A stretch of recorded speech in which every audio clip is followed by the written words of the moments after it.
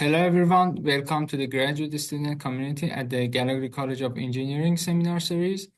Today we are excited to have Dr. GCOE, Assistant Professor in the School of Computer Science at OU, to present a talk on advances in open large language models. Before we begin the talk, I would like to introduce the GSC team and some of our upcoming events. First, let me introduce our leadership team for this semester, including our co-chairs, Rodney and Rachel, publicity team, treasurer, our support team, and of course, our mentor, Professor Farokh Mistry. So if you are interested in learning more or knowing more about the leadership team, please feel free to reach out to any of us and know more information about the GSC team. Every week, we have leadership meetings on Friday at 4 p.m. on Zoom. So if you would like to join, please email Rodney or Rachel and they will provide the Zoom link. Please note that the meeting times may be changed based on the availability of each student during the semester. As a quick reminder, if you have not already joined us, please become a member of the GSC on Engage page. Because your membership helps us to secure funding for seminars, other events, and of course, providing launches for this kind of seminars. Please follow us on GSC LinkedIn page to stay updated on future seminars and events. Also, we encourage you to connect with us on Facebook and Instagram pages for GSC team. Because these pages, we use these pages to share seminars, invitations, updates on other events, and this will be kind of opportunities to stay connected with GSC team for the future events as well. Also, all the past seminars recordings are uploaded to YouTube video channel. So if you ever miss a session or want to review a talk, you can find it in our YouTube channel. If you would like to join the GSC leadership team, you will gain access to the Bird Team Room, which is a perfect workspace with couches, whiteboards, a coffee machine, and a microwave, which is perfect area for studying or collaborating with other students. Also, please fill out the seminar attendance form. The link is going to be shared with you in the chat box. This helps us to track participation and secure funding for the future seminars and events. Now, one exciting upcoming event is our faculty, staff, and student mixer food festival on March 14. This is a wonderful opportunity to connect with other students or faculties and celebrating the diversity of our communities through food.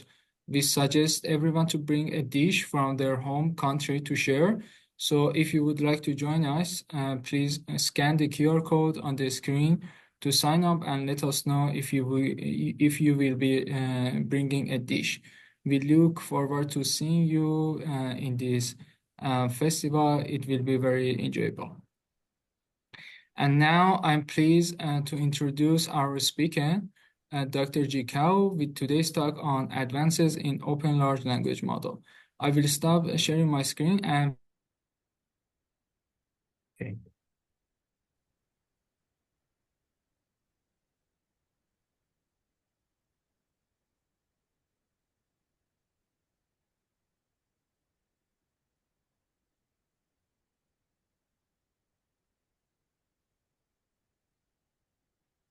Hi everyone. Can you see my screen? Good. Okay. Yeah. First, thanks GSC to invite me to give the talk. So I'm Jay Chao from University of Oklahoma in the School of Computer Science department. So my study is mainly for natural language processing, focused on dialogue. So I'm very interested in large language model. So actually, those open large language models is very popular nowadays. But unfortunately, some of the research cannot be done in the research given the resource. So I hope to use this talk to introduce what happens in the world. It's not most of the research is not done by me, but they're very exciting. So I hope to summarize from various different resources for this advance in open large language models. So many figures and data actually is created by a lot of blog papers and slides. So thanks for those good resources. So I'll try to give a brief survey on this domain, open large language models. So what happens in a very high level introduction.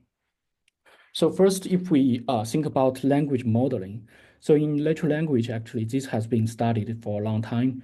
So basically, you can think is try to guess the next word. So for example, let's do a test. So given this sentence, so I noticed 3 guys standing on the. So when you see a sentence like this to predict the next word, so you will try to focus, say, maybe guides, maybe standing on the pathway or something, right? So you can think, so in your mind, you will try to use all kind of knowledge to try to predict this next word. When you try to find those knowledges, basically you are trying to searching the previous context in your mind to find the relevant knowledge in your mind. So if we change the sentence in another way, say, I noticed 3 birds standing on. So because of the birds, the guide changed birds. So standing on the branch, maybe on the trees, right? So this a lot. So this is a basic task in the language study is trying to do to just given the context predict the next word. So this we can formalize this is we formalize into 2 tasks. First one is given the previous n minus 1 word to predict next word. So this is the let's try to use. So this is the first equation. So we call it predicting next word. And the second equation is trying to predict the probability of the whole sentence. All of these 2 tasks can be think as a probabilistic language model. This is very important because it's the principle of the current large language models. So let's see what happens. So try to give a brief overarching introduction to this is nowadays majority large language models are based on architecture called transformers. So that's the left part. So we have a multi-layer deep learning neural networks. So give the previous context as input, and it will try to generate what's the next word one by one. So majority contribution, the most important contribution of the transformer is this multi-head attention part. So you can imagine is we take as the previous example as previous sentence as example, say we put our prompt. You can think the previous sentence. So I noticed 3 guys standing on. This is the prompt as the input. So here is the original story. We try to generate next word. So transformer, we try to encode all the previous words into a vector and then use this vector to predict the next word.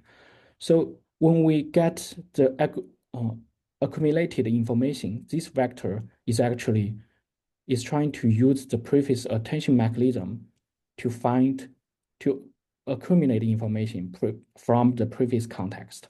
So that's something we call it multi-head attentions. And also, so when we doing this, you can imagine like database queries. So each of the new token we want to generate, just the vector Q is like a query, and we try to retrieve from our database is with all the keys and to multiply with V's. So basically, in the previous cases, now if we want to generate next word here, so we may find the guys is very important for us to predict the next word. So this is called attention mechanism, and also the whole task is trying to do the next word prediction. So this hopefully this give a brief introduction. So how the transformer used on these large language models. So basically, we try to accumulate information from the context and try to use the accumulated information to predict next word, right? So given this in mind, so let's do a quick review for what happens in the ChatGPT. So we can say that OpenAI is, of course, is a frontier of the large language models. So actually, the large language model, like OpenAI, already started doing this GPT things start from 2018. But most of us actually know OpenAI maybe is 2022 because of GPT-3, GPT 3.5, even maybe majority of us know that is because of the ChatGPT, right? So actually date from 2018, we already have GPT series. At the very beginning, it's just GPT-1. It's a decoder-only transformer model to pre-training on multiple tasks to just predict the next word. Yeah, GPT-2 is doing some multitask learning, and GPT-3 is more similar as the current GPT 3.5. But GPT-4 3.5 started including more code pre-trainings. Yeah, that's very weird language where code will helpful, right? So it turns out code is very structured and logic. It's very helpful for those reasoning stuff and task planning stuff. And then we can see the current days, we have the ChatGPT and the so-called RLHF, the reinforcement learning from human feedback and instruction fine-tuning to build this whole OpenAI model families. So if we look what we have now in the OpenAI model families is we can generally clustering into several parts. So first one is general ChatGPT models. So in this one, the model is basically good at competition. You give a prompt to complete the sentence, to chat with that ChatGPT and to help you coding, do some math and everything in text, right?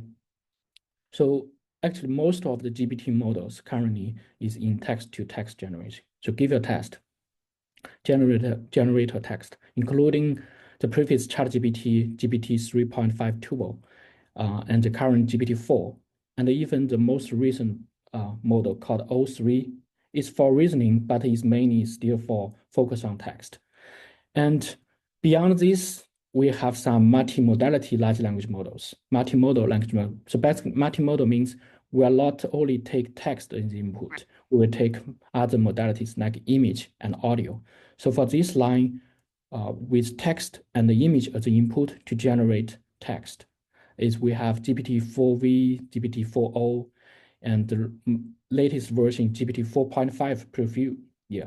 And also another reasoning model, O1, it also can take text and images together to predict something. So this is very useful. I think so recently I have a project to like take a command and a web interface as input. You will let the ChatGPT to decide which part I need to click, which part I need to get some input text to make to book a ticket or something like that. So text audio is another multimodality, also very popular in OpenAI. So multimodality, that's a popular topic. Besides that, reasoning is another hot topic nowadays. So we have O1 and O3. And also based on the O3, OpenAI also released a version called Deep Research. So Deep Research can widely search on the internet. Maybe sometimes it would take 5 to 10 minutes to do a very comprehensive survey. So for example, some of my colleges use Deep Research, try to find how can we search a new faculty for CS department. Yeah, it can do a good job to find what, given the current information, what we need for the future faculties. So this is very complicated reasoning models.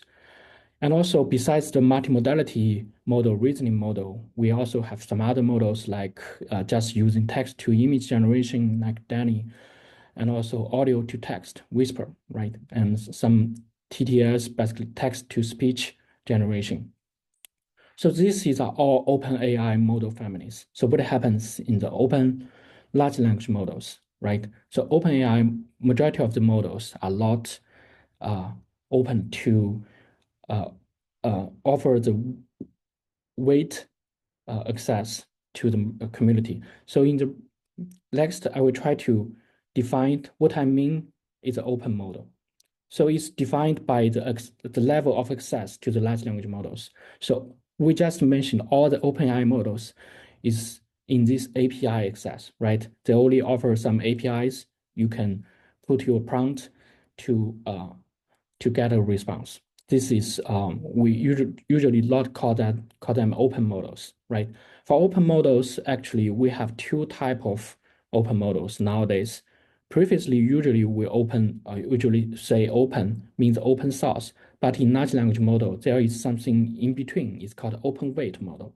So open weight means you can download the weight to deploy that on your server, like DeepSeek is open weight model, but they didn't open source all the implementations and the data, and especially the data to replicate all the trainings. So that's called open weight models. Open source models nowadays is usually happens in the academia. So especially for University of Washington, they have a lot of good open source models, including all the weight code and data to replicate everything. So you can imagine is nowadays majority of people is trying to use an API to build the applications. Some of that is using open weight models to understand what happened in the large language model. And a few of others is trying to build those models from scratch. But it turns out to build this is very expensive. Not many people can do the research on the open source large language models. So this talk, I hope to give a brief overview for what happens. So if we consider the open large language models, so the rest of few slides can summarize what's the current performance of open large language models. So this slide is dated back to November 4th. It's on natural language understanding task benchmark called MMLU. So this one you can see the blue line, Llama 3 17B is almost close to the GPT-4, right? So, but you can see the lag. The time lag is almost 1 year. So for the natural language understanding part. Yeah, the second one is code capabilities. So still, this line is GPT-4o, still on top. It's called closed source models. But if we look at the open weight models, DeepSeek V2 is actually in like July 2024 is close to GPT-4o, but still not outperform. But recently, this figure haven't been updated. The recent GPT, the DeepSeek V3 and DeepSeek R1 is actually already outperform GPT-4o on the coding. So you can imagine this line almost close to each other. So the third one is math reasoning. The same thing here is if we look at the open weight models, DeepSeek R1 slightly behind of the commercial models O1 here, but is also catch up. So why open large language models is so popular? You can see majority of that is open, right? So it can foster, of course, more researches and also very open access and exciting data, exciting mechanism. Actually, some of that also can be used in the commercial models. So in this talk, in the rest, I will try to introduce the contributions of open large language models in four domains. So one is pre-training, and second one is post-training. And the third one is text time inference. And with some large language model applications I have done and try to use those advances in open LLMs. So first one, let's try to define what means pre-training. So pre-training is trying to learn a transformer model to predict next word. The same exact task in the very beginning of this lecture. So hopefully by using this called self-supervised learning, we hope the large language models can learn the structure of the language and obtain large amount of knowledge from the text in the whole word, what the model have reading, right? So that's you can imagine this. The text is trying to learn those previous transformer model weights and try to get a good embedding for accumulating informations of the previous context and try to generate the next word based on the accumulated information. So this is the main goal of this pre-training. So in this pre-training stage, we have four main challenges. The first one is the corpus. How can we create a large-scale training corpus from the whole web, right? The second one is there is a buzzword called scaling law. So what is the scaling law of this model architecture design? So how large the model can be, how much data we need to use to train our model, given the limited budget, what kind of model size we can afford, right? The third one is some efficient pre-training part. So this is the most exciting part I will focus on. And the third one is how we do. So even for pre-training, we also have some subtasks in this. So I will go one by one, try to help you to understand. Even now you have thousands, billions of dollars. So you want to build something. So what you can do for pre-trainings. The first one is data, right? So we can think we have public data, but public data is very limited. There are a lot of already well-organized corpus you can download, like Common Cron. So it's already shared in the web, you can access. But actually, a lot of high-quality data nowadays is private, like in OpenAI's technical report and DeepSeek. Both of that, they use some third-party license data and some in-house high-quality data and some domain-specific data. So the data, you can think, is a treasure for those open weight models and those commercial models. So they have a big amount of data you don't have. And of course, there are some unseen data, unknown data in the dark web, right? Although this data is inaccessible to most of people, it's not indexed, but sometimes it's unsafe. It's a lot of threats. How can we do something to clean that for our model training? Yeah, this is some also ongoing project I'm working on. So the first stage, given this data, is how can we do some creation? So this is a pipeline from NVIDIA Llama creator. So imagine you have the data source from cloud, internet, and some local workstations. You have some private data. So what we have to do is first download and do some clean preprocessing, and also do some quantity filtering. So you can think is try to filter out those harmful content with some rules, keyword matching or something like that, and then do some deduplications, try to make this data set relatively diverse. And the next one, we do another time of quantity filtering, but this time we use some modeling to do that. And after all of this, you can imagine is we have a good amount of data, and then we try to blending and mixing of that. So this kind of creator is available to everyone. You can use, so for example, NVIDIA offer one, and also in open domain, there is another tool called how do you pronounce Llama? Yeah, it's pronounced open sourced by University of Washington and Allen AI Institute. So they share that in GitHub, so you can easily use this tool to pre-processing your data for large language model pre-training. So I will not go to details, but one thing I have to mention is very interesting. The pre-training part is after we training on the huge amount of data, usually there is one stage at the very end of the pre-training. It's called alien. LLM is basically say we need to slow down the training and also focus to make the data on this prioritize the model training on high quantity data resources. So imagine this pipeline give a large amount of data, but many of the data is low quantity. But now in the very end stage, they usually do something special here.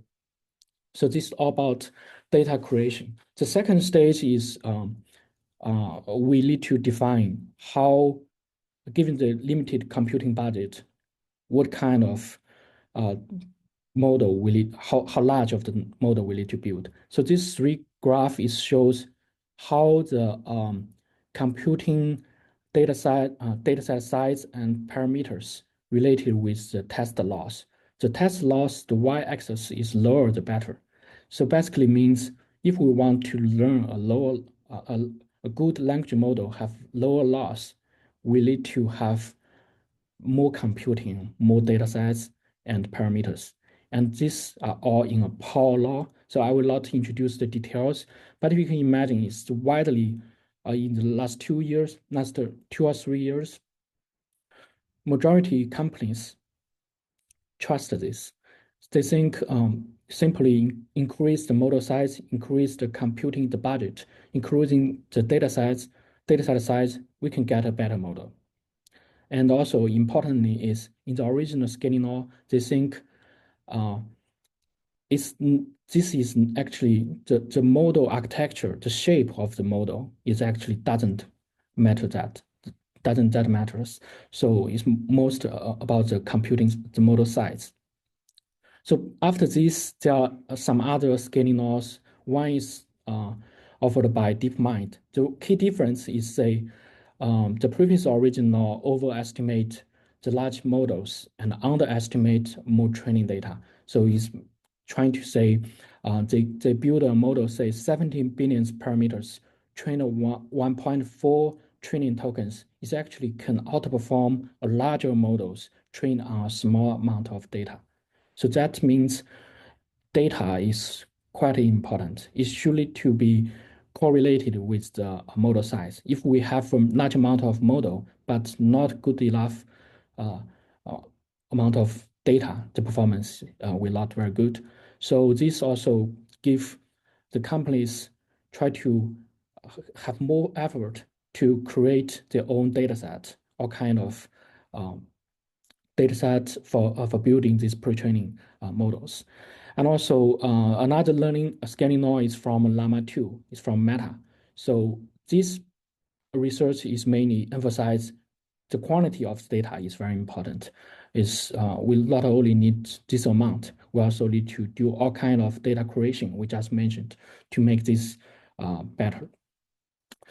So there is a debate for this scaling law recently. So Inia is previous co-founder, OpenAI CEO, chief scientist. Inia in the Lupus 2024 said pre-training as we know it will end because we already have limited amount of data, right? And another one is the Anthropic CEO Dario. He said probably still going to continue. And Sam Altman, the current CEO of OpenAI, there is low war. So basically, you can imagine there is a debate, and the industry majority they still believe there is no war. We can continue scale up to build better models. I also don't have an answer for this because the large language model is very complicated. Only for example, all the previous scaling law is only study what's the loss will change, but the loss cannot say anything about the capabilities of large language model, right? So to do the large language model evaluations, many people are still actively working on this. So this is a big area for open large language models. So we cannot. So given the complications of large language model evaluation, so I personally I think still a long way to go to use those large scale models. So DeepSeek V3 is actually one example by reduce the training cost and build a very good pre-training large language models. So there are also many new papers discussing this. Is like these two new papers, they have some different opinion, but one of that say that maybe by 2028, majority of the public data will be used out by these pre-training models. So what's the next? We don't know. So just now we talk about the scaling now. So nowadays, basically, people, most companies will just follow some standards to build their models, like 7B, 8B, 17B, 170B, and 550B, something like that. So basically, they are simply scale up, and they don't care about the model, the shape or anything. But in fact, there are a lot of efficient pre-training mechanism happened in both commercial large language model and open large language models, including model architectures and some infrastructures. Here I made a mistake. Is infrastructures to train those models. So let's go very high level introduction to this. So one key mechanism in the transformer is attention. I introduced in the very beginning is, so consider this Q is the word we were trying to generate given the context. This is the new word we're trying to generate, for example. So we see two guys standing at. So all of the sentence I just said is belongs to the Q, K and V. That's the context, right? The new word is Q. So in the transformer, there is a heavy operator. Is we always need to use the Q to match with K and V. So in this example, it was a cold, windy morning when I stepped outside, feeling so this new word will try to match all the previous word. This is very expensive. So usually we do a thing is we keep cache the previous sentence. That's called KV cache. Because you can imagine is when we generate a next word after cheer, so we need to recalculate all the sentence again. But now we only need to use the previous cache and adding the new generated token cheer in the previous cache. So that's called KV cache. This is very important because it will largely improve the training and the inference speed for this large language model. So there are a lot of studies trying to improve this. One important so this try to cache this is helpful for the speed, but it will cause one issue is the memory. To store these caches, we have a lot of memory, right? So many recent work is trying to reduce the memory. So in this, the first one is the original multi-head attention. So you can see the cached one is 2 rows and multiple columns. And then grouped query attention, you can think is trying to group some queries and to reuse some of the KV cache, so it gets reduced. And in most extreme cases, multi-query attention is try to cache only a few of that. So recently, DeepSeek is using another one. It's called multi-head latent attention. It's trying to do some compression for those cached attentions. So all of that is trying to address these KV cache memory issues. So you can imagine a lot of people working on this hot topic. So another one is called positional embedding. So this is another thing happy to understand is in the original original transformer paper is position embedding is try to identify what is the position of the current word. So because the word order matters when we doing the modeling, right? So what is the position of the current word? For example, in the original transformer, if the position is 2, it will learn an embedding for this position and multiply, not multiply, and add it with the word context embedding altogether to as the whole of the word embeddings, and then do the rest of processing. So previously, they have 2 ways to learn these word embeddings. One is directly learn from data, make it trainable. The second one is we carefully design some method for this But all of this is called absolute position embedding. It's trying to say every position number have an embedding for that. So basically try to distinguish the same word in different position of a utterance of a sentence, right? So after this, so people started trying to think the the absolute position embedding is actually not that useful. Consider one part is, can we think about the relative position embeddings? So dog and pig, the distance three, right? So what about we keep adding different prefix in the sentence and suffix of the sentence? This position embedding shouldn't change because of the position, because relatively position is very important. So people are thinking some positive embeddings. So simple way is build a pairwise matrix to add it up to those KV attention mechanism. So I will go through, skip these details, but basically you can think people try to think about these relative position embeddings. But there are a lot of challenges, especially it's very slow. It's trying to add an extra step for each of these attention step. So recently there is one big update. It's called rotary position embedding. This is a very exciting update. So to introduce is you can imagine the dog previously have an embedding at this space, and then consider now we have a sentence like the dog. The dog became the second position. It simply rotates the dog at with the angle theta. So now if we have a new sentence, the pig chased the dog, and then we rotate another angle by the position of the sentence. So why this is helpful? So by rotating this, if we add more tokens after that, it will not impact. And also think of two cases. So for example, in the first sentence, the pig chased the dog, right? And the dog and the pig previously assuming we have an angle like this. Now in the new sentence, because we will rotate that, but the relative position is still three.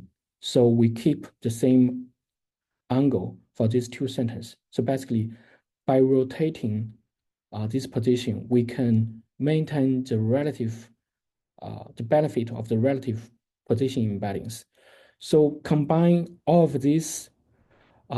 So this is actually widely used in the current large language models. It's called ROPE, because it's trying to rotate something like that. And it also, when they rotate, is not rotate the whole vector, is rotate part of that. Each part rotate a small angle. Yeah, this is very weird, but I will not introduce why this is the optimum. So besides this rope position embedding, and there is another one also introduced recently by DeepSeek. Actually, it's not introduced by DeepSeek. It's previously also used by Mistral, another open large language models. The idea of mixture of expert is, say, this is widely used for test time inference also. So consider to train a dense model. Can we say for each of the token, we only activate a part of the neural network? So consider we train 64 expert. For each of the token, we only activate 2 expert for the modeling. So this is called a mixture of expert. We only choose 2 of the experts to work on this for each token. And then the recent DeepSeek makes some update is first is trying to do a more fine-grained expert segmentation, say use a router to decide how each token will navigate, will route to different one. This mechanism is also there is an extension is besides this random router, it also have a shared router. So you can think it's shared router is they think it's always good to involve that is a super expert in some in this mixture of expert domain. So this it turns out very successful in the DeepSeek, and widely believed is also used for GPT-4o, although it's not open source or operated. And another one is called Mistral. So Llama, another open source model, Llama from the Meta, actually, the current model haven't released any mixture of expert things. So overall thinking for the why mixture of expert will work is trying to route each token for different expert and save some computings. So in this way, given you have limited training budget, it will have support more computings. So for example, in DeepSeek v3, so the total parameters will be 671 billion. But every time for each of the tasks, every time it's only activated 37 billion parameters. That's why the mixture of expert will work. It's not using all the expert, it only uses some of that. And the bottom part is a statistic for different tasks, how each part of the each token in different portion we use how many expert. For example, a relative expert load is 10. You can see majority of that is below 4. So that's why this kind of mixture of expert can reduce some computings and still offer a better result. And continue this line, this model mixture of expert also adds some difficulties for parallelism. So a lot of work also working on this. I'll try to skip off that. And another part is still trying to make the computing efficient. This time is trying to make some quantization of the numbers, right? So generally takeaway is for the forward path of the neural network, we can use some relatively low level, low quantizations, low precisions. But when we do the backward, we will use some high precisions like back propagations. So DeepSeek and many open large language models trying to use this kind of quantization mechanism to save computing, save cost memories. So that's why the previous report says DeepSeek v3 training the large language model in a very low cost. So this all because of this quantization, parallelization, and all the mixture of expert benefits. So combine all of this, they reduce the training cost. So the last stage is after we've prepared all the data, efficient training skills, mechanisms, and then how we design this pre-training. So usually we can think is have 3 stages in the pre-training. The first one is initial pre-training. So initial pre-training is just doing the next word prediction, right, with a large amount of data. And continued pre-training is usually happens once we already have a good checkpoint, what to continue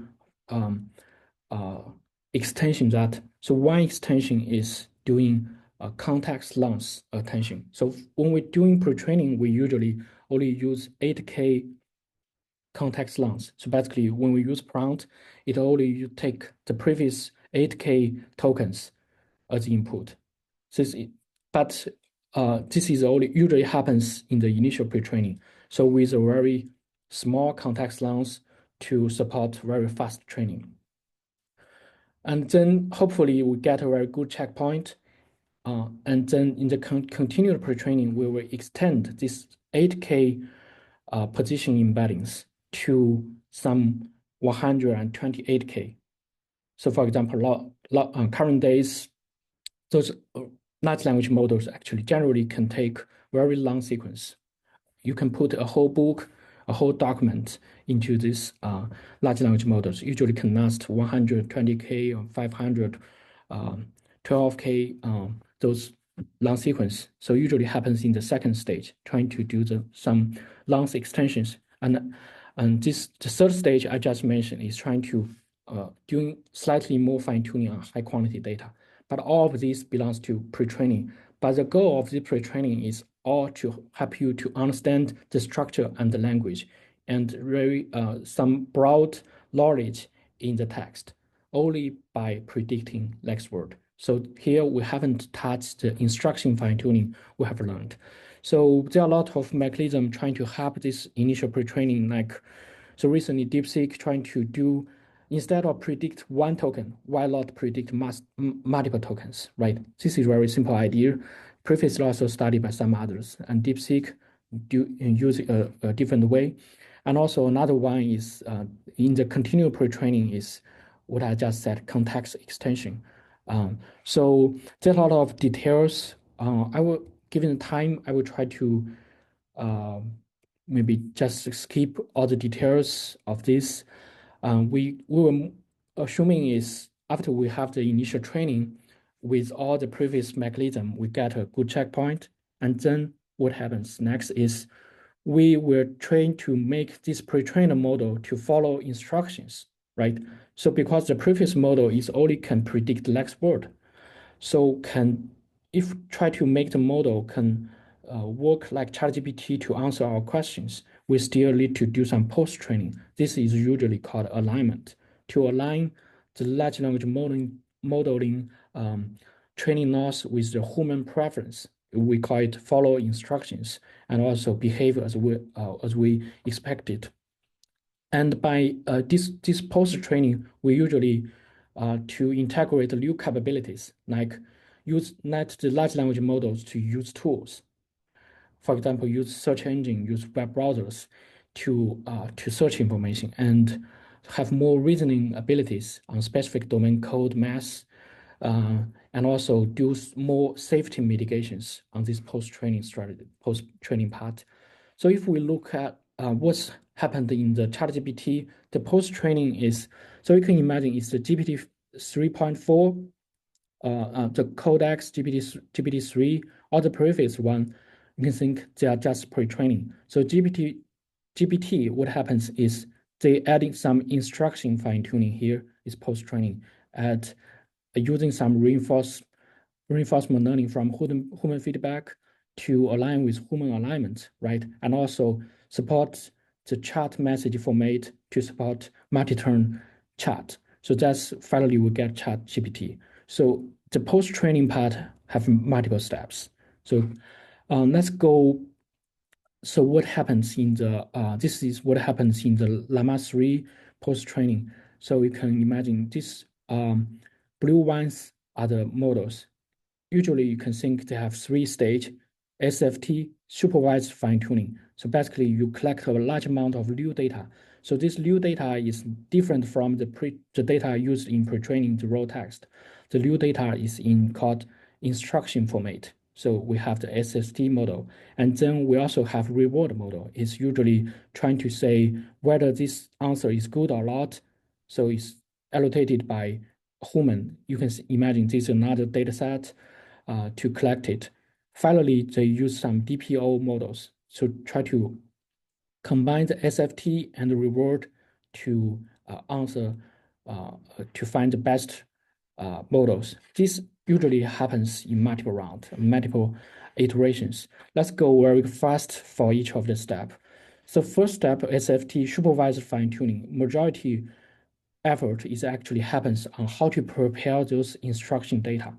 So instruction data is basically think about in OpenAI there is a joke is counting how many R's in the word strawberry. So previously they cannot count correctly. So if you prepare a data set, count how many letters in a word in this instruction data set, they will get better. So this is called instruction fine-tuning. Basically, you need to get a lot of instruction data for that.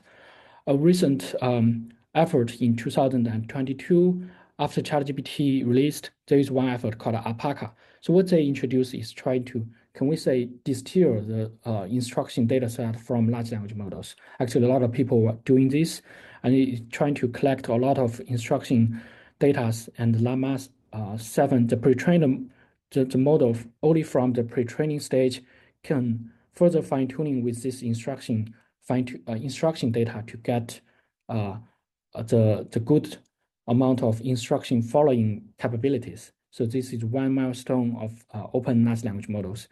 And then it get a huge amount of open LLMs to follow to use this kind of distillering and instruction fine-tuning data set.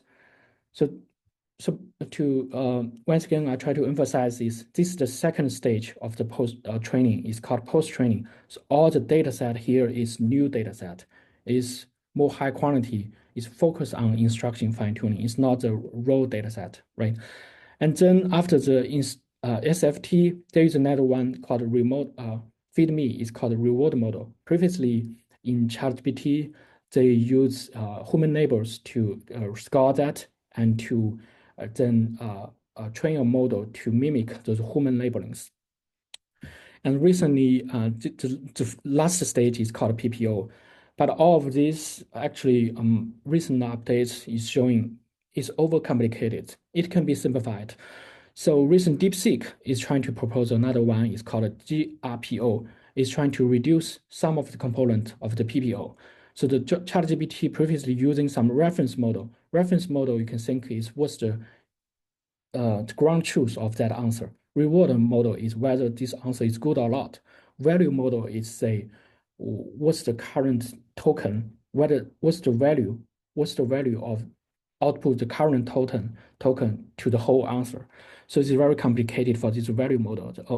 Yeah.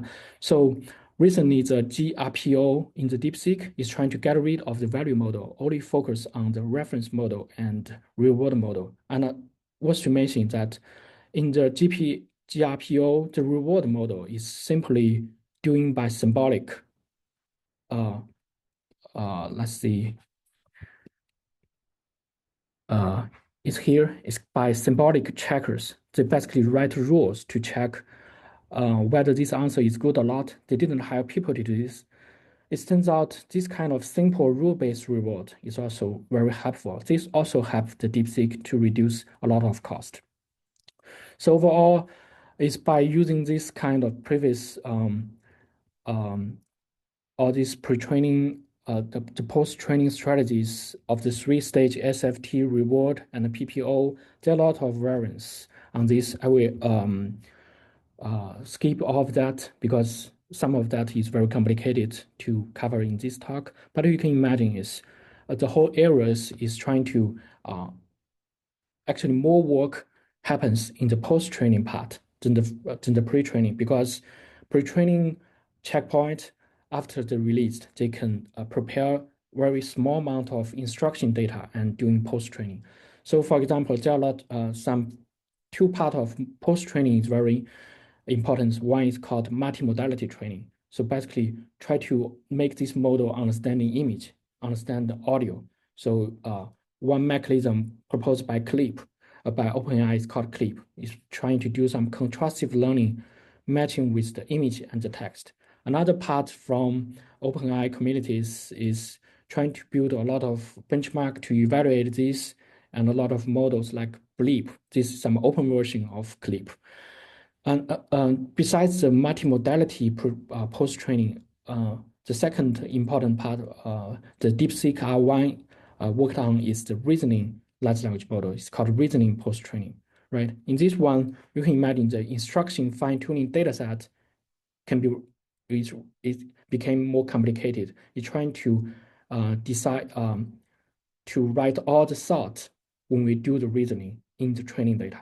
So this kind of instruction chain of thought training data is also very important. A lot of open large language models working on this. And recently, there is in DeepSeek R1, they made some experiment. It's very interesting and thoughtful. Is so can we use the DeepSeek R1 0? So that's the this architecture. They think is simply useful. Can we train some use this R10 on some previous base models, right? It turns out if we just use the do the post training with the Q132B, it actually didn't perform good. So this kind of post training is not work on other base models. So it is highlight a interesting phenomena is this post-training is highly depends on the base model, the performance on the base model. That's directly happens after the pre-training stage. So DeepSeek R1 actually requires the V3 to support the whole post-training. And also in this table, you can see the third row is instead of post-training on the 32B Q1 model, if we distill from a larger 651 billion DeepSeek R1 model to a 32B, the performance will get larger. So this actually point out a great direction in the future is if we want to train some models for our own domain with a strong reasoning probability, so we can follow the same practice here is take the DeepSeek R1 because they're open weighted and distill this large model into small model with our own data set for the post-training. So this is new findings. I think is very important for our future research. Yeah, so I think give time, I probably will skip most of that. So let's take some questions, I think. Thank you so much, Dr. G. It was really informative presentation and enjoyable presentation for me. And of course, I will explore most of the research area in your presentation. So now, right now, we will open the Q&A session. So please feel free to raise your hand and ask any question regarding the research or further topics.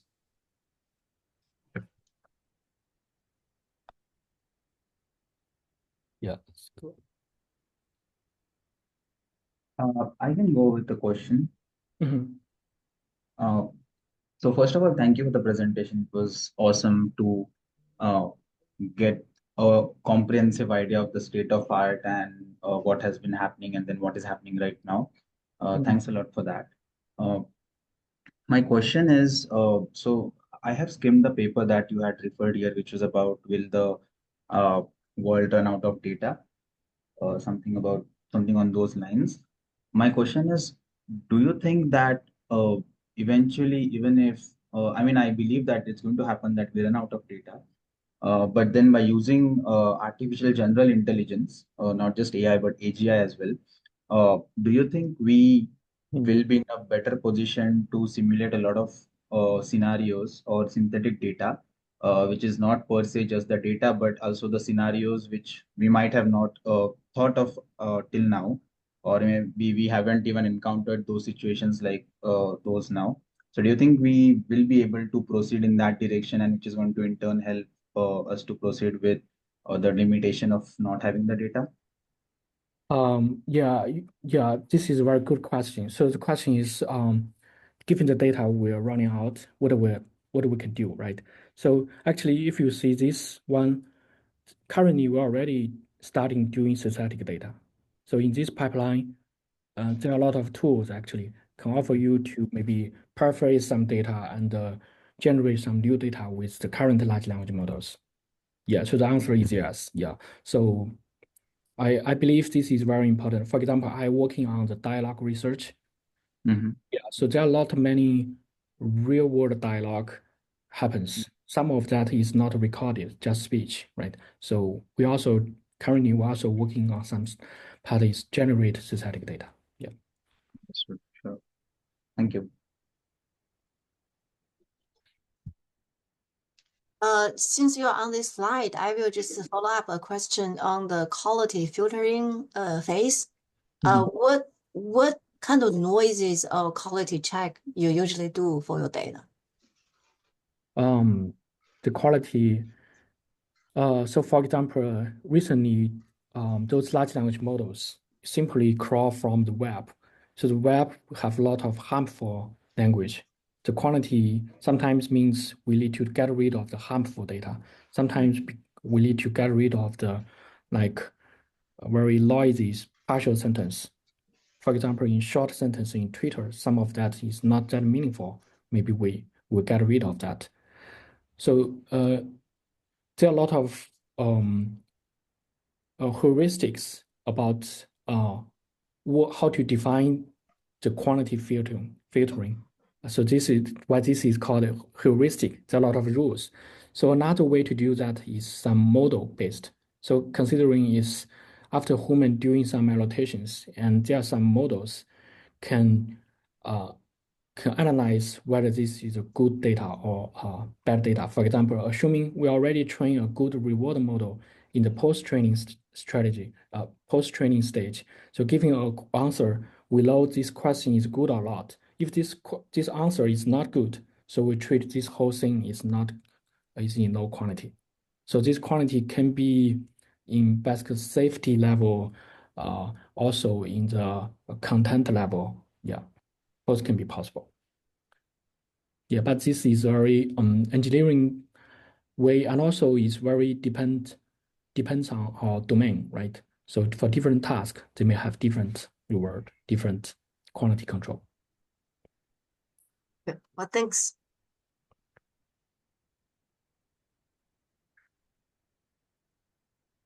Yeah, so luckily this thing actually now we have some open versions, open source versions online. So they is keeping accept new ideas from the community. So for some domain we have some new quantity control they will add into the repo. Yeah, that's a good thing.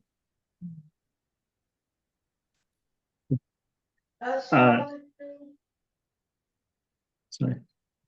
I have one sort more broad question about future works, I think. Do you think the some of the advancements you talked about today will be applied to models outside of language learning models? Like,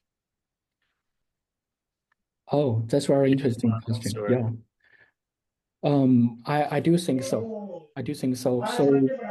So it's like so these large language model areas attract so many researchers in the world to study this. It indeed invent a lot of good tools. For example, all the tools I mentioned in the attention part. So for example, this the attention mechanism I mentioned here is actually not only can be used for large language models, can be used any time you use transformers. For example, use transformers to time series. For example, beyond this point, actually there is another architecture recently called Mamba, state space model, right? So someone is also trying to consider those heavy computing in this trying to completely change the computing complexity in the transformer by replace it with another model called state space model. Yeah, so there are a lot of recent research on that side. So it's actually bi-direction. Some of the content solutions here can be used for other one, and some of the problems here also can inspire new research. Yeah, so I do think there are a lot of things happens. Yeah, and I think for the future, personally, I'm most interesting part is the DeepSeek R1, the tutoring models. I see some experiments online. I feel the DeepSeek R1 is open weight is really a good contribution. It can help a lot of people, including me, including a lot of contributors in the don't have enough computing resource, only have minimum amount resource, still can work on these post-training things and build your own models by distilling from those huge amount of models, huge amount of parameters. But you still need some minimum computing. It's not everyone can do, but it's reduced a lot. So I think that's very inspiring part for the future. Yeah. Thank you. Yeah. I asked because I know Professor Mystery is working on a similar project, but regarding controls. I don't know, Farouk, if you'd like to talk about that at all.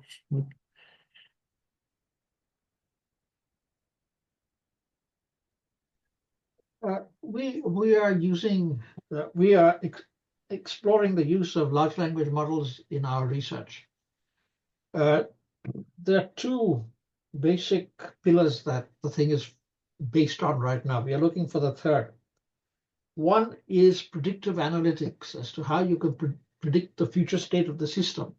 And the second happens to be the creation of a dynamic business model or a business plan. And as we go further up, then the applications can be, as Rodney has pointed out, in control systems. So if you look at healthcare, when people get sick, it means something is wrong with the control system. For example, blood pressure, something has gone wrong with the control system in the human being. If you look at climate change, it's the same thing. Something has gone haywire with the climate, with the control system for the climate. So we are trying to find the foundational model for what a universal control system would look like, whether it's in biology, engineering, sociology, doesn't matter. And Suramya Sarkar, who is on this call, Yes. she is leading that effort. So that's how we are looking at what's going on. And you've already talked to Shavas and Mayank. They're looking at how we put this together from the standpoint, in Shavas's case, for sustainable development. And in Mayank's case, one level higher, where he's looking at it is public policy. So at the top, it's public policy. Then we have sustainable development. Then we have various applications in terms of what we are doing. And the pillar, maybe the third pillar is this control system. I don't quite know, but that's the sort of thing that we are doing. So Rodney, is that what you had in mind? Yeah, I was just trying to keep the conversation going. Build community. You succeeded, yeah. So anyway, so that's what we're up to right now, and we are struggling to get the third leg to the stool that we are looking at. So Rodney, do you have anything to add to that? Now, at this point in my research, I'm just using LLM to frame my problem statement of making a universal control system using available assets in rural areas. But I do want to, like, when it comes to the control layer of my system, I do want to incorporate, in future, and use models like LLMs and these kind of models, which are mostly customized for a particular task. It can be in any sort of field. It can be in healthcare. It can be in diagnostic area. It can be in agriculture or anything. But it will be an LLM with which will be in the future. It will be an LLM for detecting or for talking what the problem is and giving a answer to the users. So yeah. I see. So can I ask question is, so assuming now we mainly use the OpenAI models or those commercial models with API, am I right? Or we also hope to collect some data to fine tuning for our goal specifically?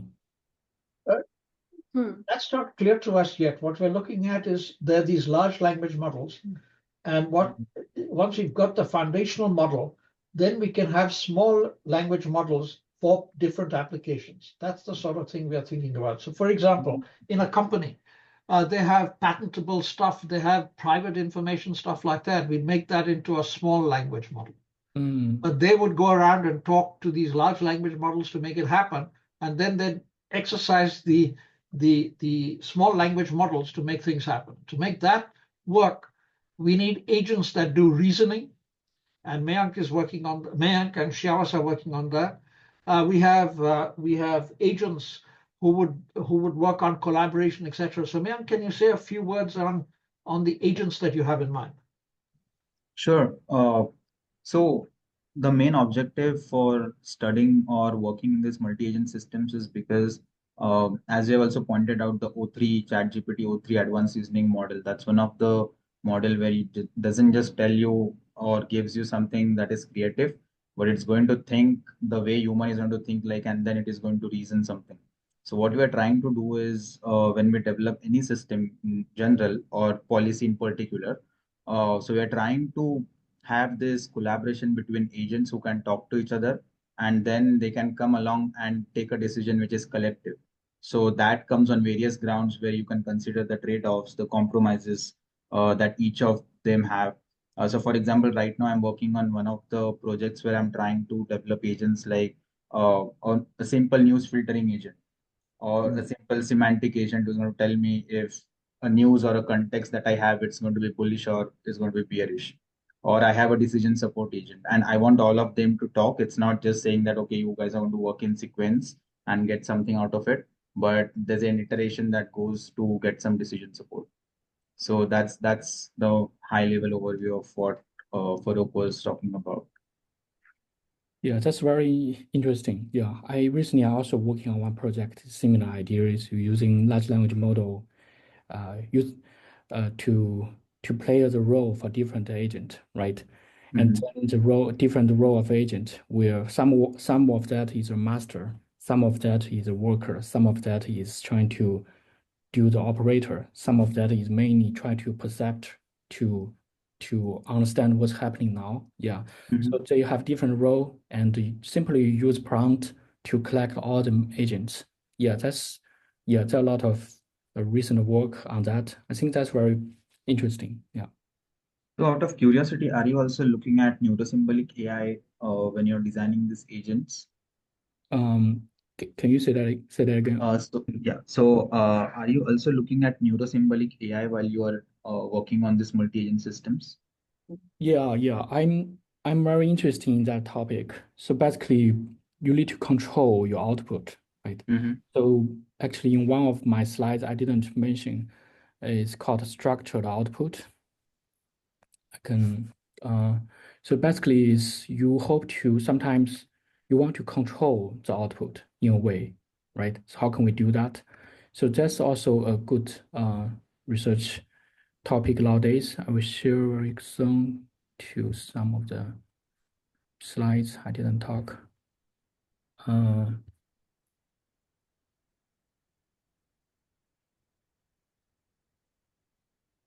Yeah.